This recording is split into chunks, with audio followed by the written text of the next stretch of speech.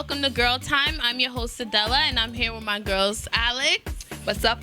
And my girl, Larissa. Yo. For today, the types of Ghanaian men to avoid. Now, ladies, I think you want to pay close attention, and men, you should watch too, so you know what not to do when you meet a woman here. Now, girls, I've been here for a while, and I've encountered so many different guys, right? We have the guy that wants to work all the time, the guy that wants to get his visa. Yeah. I'm pretty sure we all know those guys. Yeah, I have experienced that because I used to live in the UK. Okay, the 9 to 8ers, as we call them, and in America we call them 9 to 5, which is a regular daytime hours for work. Here I realized that the Ghanaian men, they tend to work extra hours. It is something to avoid, trust me. If you want to have a normal relationship with a man, but I mean, it shows ambition. But then on the other side, homie, seriously? Come on now. Work is not the only thing in the world that is there. Money is not going to be there forever. I agree.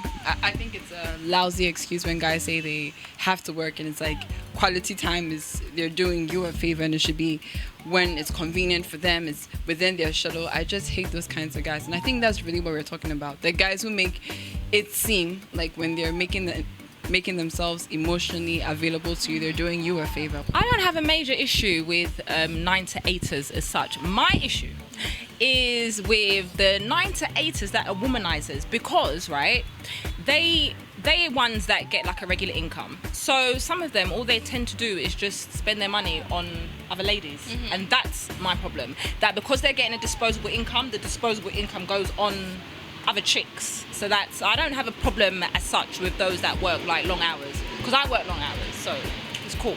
And I think it's like a general issue everywhere. I think that we all want good relationships, but we don't want to make the investment towards a good relationship. And it goes both ways. More for guys, because they have this responsibility of being their primary breadwinner. So then they have this excuse, I have to make money to feed my family. I have to take care of my wife. I have to take care of my home. So then that becomes their excuse. So then the whole burden of sustaining their relationship falls on the woman's shoulder. And it seems like her job is, most of the time, especially in our Ghanaian context, men usually have the bigger paychecks, they have the big jobs. So then you are the one supposed to make time, or make the time within his convenient schedule, so you can have that emotional support you need, or that relationship that you require. And I think that's just, it's not right, you know. If it means that much to you, invest some time in it. Let's talk about these visa boys. I think this is wrong on a number of levels. Number one, you shouldn't be conning someone into a relationship because you want to travel. It's wrong. I'm not marrying a man so I can get ahead or get to America or whatever it is. I mean, you're bringing a woman into a life that she thinks that she's living this fairy tale, and you're out sleeping with other women, or maybe you're not. And when you get your green card, that's when things just start to go wrong in that relationship. Exactly, and then you bring children into the situation. Like, why? I know so many people in America that do these things, and they're stuck, and it's wrong. You shouldn't do it. It's not right.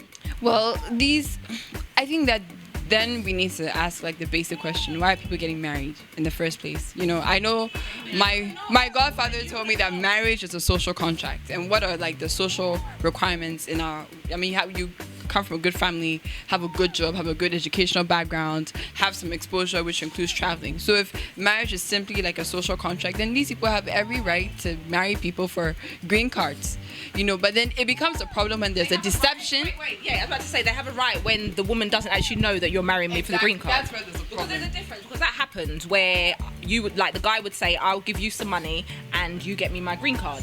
That's different. That's normal. Yeah, but I agree, to have children and to deceive someone into feeling that, okay, this is the person that I want to be with, and then after a while, once they get that green card or that visa or whatever, they start to act different, and that is just not right. Well, yeah, I mean, I was going to say that we all need to be smart to be able to see who these guys are, but it's a difficult thing to tell. I mean, a lot of people are very skillful, deceitful, Listen, evil. I people. Exactly. And I realized no matter how many men you date, no matter how many men you hang out with, love is love. And men know how to, I say men are on the prowl. All the time they're on the prowl. On the prowl. Yeah, they are. That's what they do. They're prowlers. They're prowlers. Even in a marriage, they're prowlers. So they know, it's like they know how to scope out the woman that's like fiending for love. Or Renee's like, yeah, I got her. That one right there, I know. She needs me. I'm going to get her. And then they do it. And then you're sitting there like, oh my God, it happened to me again. We're going to come back for part 2.